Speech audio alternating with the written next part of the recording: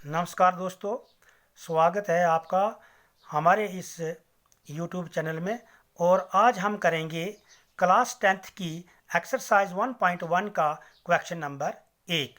और question number 1 में हमारे को दिया हुआ है कि use Euclid's division algorithm to find HCF of 135 and 225।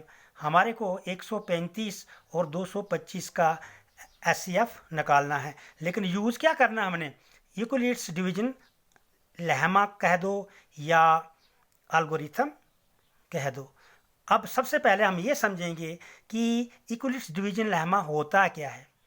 तो यूक्लिड्स डिवीजन लेमा होता है, जैसे कि मैं यहाँ आपको समझा देता हूँ। फ़र्ज़ करो कोई नंबर है, आप नंबर ए ले लो और उसको ये है, इसको हम बोलेंगे डिवाइडेंड, यानी कि डिवाइड होने वाला नंबर है, इसको हम ए लेते हैं। और बी लेते हैं, फर्ज को इसको डिवाइड करते हैं और बी जो है वो है डिवाइज़र, इसके साथ हम इसको डिवाइड करेंगे। तो अगर हम इसका टेबल पढ़ते हैं तो यहाँ कोई चीज़ आएगी, उसको हम बोलते हैं कोशेंट। तो ये मल्टीप्लाई बाई कोशेंट, तो यहाँ कुछ आया होगा। और जब यहाँ कुछ आया होगा तो अगर हम इसमें से इसको घटाएंगे तो यहाँ आता है रिमाइंडर। तो यूक्लिड डिवीजन लेमा यही होता है कि आप डिवाइडेंड यानी कि dividend is equal to divisor multiply quotient plus remainder. जहाँ पे जो रिमाइंडर है वो या तो बड़ा होगा ज़ीरो से या बराबर होगा ज़ीरो के, लेकिन ये छोटा होगा बी से, यानी कि ये जो डिवाइज़र है इससे हमारा रिमाइंडर छोटा ही रहेगा। क्योंकि जब तक रिमाइंडर बड़ा रहेगा तो हम इसको डिवाइड करते रहेंगे। लेकिन अगर जैसे ही रिमाइंडर या तो ज़ीरो हो गया और या आर के बराबर हो गया या आर से थोड़ा छोटा भी रह जाएगा, तो लेकिन बी से बड़ा नहीं होना चाहिए। तो यही है, मान लीजिए हमारे पास डिवाइडेंड है ए, तो ए इज इक्वल टू डिवाइज़र है हमारे पास बी, और मल्टीप्लाई कर रहे हैं हम कोशेंट के साथ, ये आपस में मल्टीप्लाई हो रहा है, और प्लस है हमारे पास रिमाइंडर। यही हमारा जो यूक्लिड्स डिवीजन लेमा है या यूक्लिड्स डिवीजन एल्गोरिथम है। तो हम ये यूक्लिड्स डिवीजन लेमा, यही लेमा हम क्या है इसमें 135 और 225 में इस्तेमाल करेंगे, यूज़ करेंगे और इसका एचसीएफ निकालेंगे इसी लेमे के साथ। तो मान लीजिए हमारे पास ए क्या है, हम लिख सकते हैं सिंस 225 इज ग्रेटर देन 135, 225 जो है वो बड़ा है 135 से। तो हम कह सकते हैं कि हम यहाँ ले लेते हैं, ए की जगह इस्तेमाल किया हमने 225 को, और इसको डिवाइड करते हैं, डिवाइज़र है हमारा पास 135, यानी कि बी हमने ये रख लिया। तो जब हम इसका टेबल पढ़ेंगे 135 का, तक कि कौन से टेबल में आएगा, तो अगर दो के साथ करते हैं तो दो के टेबल से ये बड़ा हो जाता है इससे, तो हम एक के टेबल ले लेते हैं। तो एक के टेबल से इसको किया तो 135 आएगा। तो हमारे पास क्या बचा, हम इसमें से इसको निकालेंगे तो 5 में से 5 ज़ीरो, यहाँ से हासिल इसको दिया 12 में से 3 9, तो एक में से एक या ज़ीरो लिखो या ना लिखो। तो हम लिख सकते हैं इधर कि ये जो ए है हमारा, ए जो है 225 इज इक्वल टू, ये ए किसके बराबर होगा, ये बी कितना हमारे पास 135, 135, यानी कि बी ज़रब कोशेंट जो है मल्टीप्लाई बाई कोशेंट क्या है हमारे पास 1, इसको 1 और प्लस रिमाइंडर क्या है 90। चूँकि हमारे पास रिमाइंडर जो है वो 90 है, बी से तो छोटा है, लेकिन अभी ये ज़ीरो नहीं आया। तो जब तक ये इसका रिमाइंडर ज़ीरो नहीं आएगा तो हम इसको करते ही रहेंगे। तो अब हम यहाँ देखेंगे, अब क्या करते हैं कि जो हमारे पास b था अब उसको हम a मान लेते हैं, 135 को बीच में लाएंगे और इसको b मान लेंगे 90 को। तो अब 90 का जो कौन से टेबल से ये उड़ता है, तो 90 को अगर 2 के साथ करते हैं, 2 के टेबल से इसको करते हैं तो बड़ा हो जाता है, इसलिए 1 के साथ करेंगे तो 1 सिफर 1 9। तो अब इसमें से इसको माइनस करो, घटाओ, 5 में से 0 गए बाकी 5, तो यहाँ से 13 में से 9 गए बाकी 4, 45। तो अभी भी 0 नहीं आया। तो दूसरे स्टेप में क्या आया हमारे पास, दूसरे स्टेप में आया, अभी रखा था हमने a को माना था 135, 135 इज इक्वल टू b माना था 90, 90 मल्टीप्लाई क्वोशंट इसका फिर 1 आया और प्लस रिमाइंडर 45 आया। तो अभी भी हमारा रिमाइंडर जो है 0 नहीं आया। तो हम देखते हैं अगले स्टेप में क्या होता है। तो अगले स्टेप के लिए यहाँ पे अब जो ये 90 है, ये हमारे पास डिवाइज़र था, इसको लेंगे हम अब डिवाइडेंड में, यानी कि इसको डिवाइड करेंगे और किसके साथ करेंगे, 45 के साथ। तो 45 को अगर हम 2 के साथ टेबल पढ़ें तो 90 आता है, तो रिमाइंडर हमारे पास 0 आया। तो तीसरे स्टेप में हम कि लिख सकते हैं कि जो 90 है वो is equal to 45 multiply by 2, यानी कि क्वोशंट 2 और प्लस हमारे पास 0।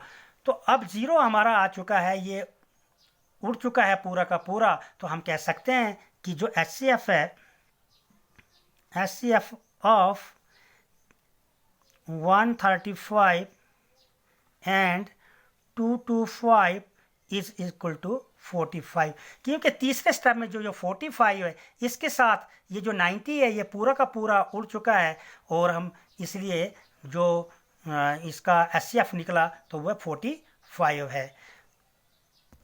ये था इसका फर्स्ट पार्ट। हम देखेंगे सेकंड पार्ट जो है वो है 196 एंड 28220। अब इसको सेकंड पार्ट को करते हैं। तो सेकंड पार्ट में देखिए, अगर हम a मान लेते हैं, a है हमारा 28220 और b को मान लेते हैं 196।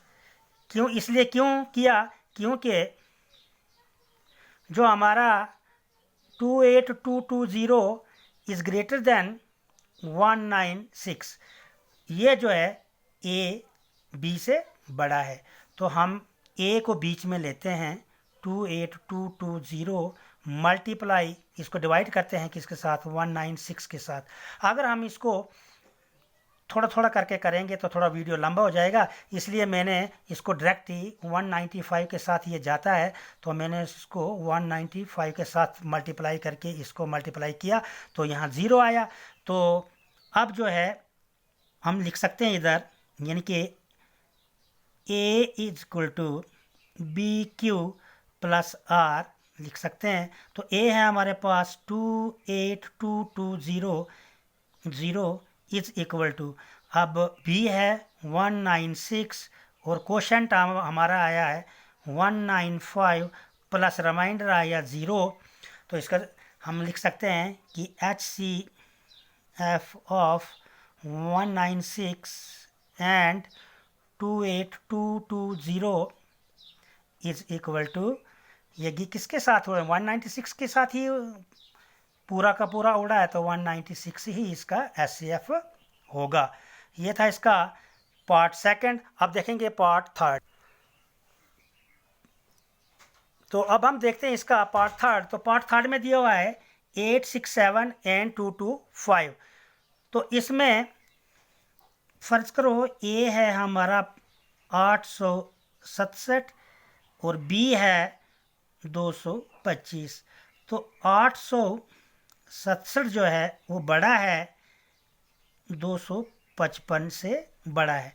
तो हम 867 को लेंगे डिवाइडेंड में और इसका डिवाइज़र है 255। तो हम लिख सकते हैं कि 867 इज इक्वल टू, यानी कि इसमें डिवीजन लहमा लगाया है, वो क्या है, a is equal to B Q plus R. जब हम इसको डिवाइड करेंगे तो ये जाता है 3 के टेबल में, 4 के टेबल से बड़ा हो जाता है, तो यह आएगा 3 5 15 कैरी गया 1, 3 5 15, 1 16, कैरी 1 और 3 2 इज़ 6, तो कैरी एक 1 7, 7 में से 5 गया 2, 6 में 6 0, 8 में 7 गया 1। तो हम इसको लिख सकते हैं कि जो 867 है वो है 255 मल्टीप्लाई बाई 3 प्लस कोशेंट है, ये रिमाइंडर है 102। क्योंकि अभी भी रिमाइंडर हमारे पास 0 नहीं है, तो हम इसी लहमा को, जो डिवीजन लहमा है, इसी को दोबारा फिर रिपीट करते हैं। लेकिन इस बार जो 102 जो रिमाइंडर बचा है, हम उसको लेंगे डिवाइज़र में और 255 को लेंगे डिवाइडेंड में इसको। अब इसका टेबल पढ़ेंगे, इसका टेबल हम 2 बार पढ़ेंगे तो ये आता है 204। 5 में से 4 1 और यहाँ रह गया हमारे पास 5 का 5, तो 51 बचा। ये इससे छोटा हो गया, अब ये उड़ता नहीं है, तो हम इधर लिख सकते हैं कि ये जो 255 है वो बराबर है किसके होगा, 102 मल्टीप्लाई बाई ये 2 और प्लस रिमाइंडर कितना बचा 51, इसके बराबर। अभी भी हमारा रिमाइंडर 0 नहीं आया, तो इसी लहमा को एक बार फिर हम रिपीट आगे दोहराएंगे। तो इस बार हम इसको लेते हैं डिवाइज़र में और 102 को लेंगे डिवाइडेंड में। तो 51 का टेबल अगर 2 बार पढ़ेंगे तो हमारे पास 102 ही आता है और रिमाइंडर बचता है 0। तो थर्ड स्टेप में हम लिख सकते हैं कि 102 इज इक्वल टू, यानी कि 102 किसके बराबर होगा, 102 होगा ये मल्टीप्लाई 51 मल्टीप्लाई बाई 2 प्लस 0 के बराबर होगा।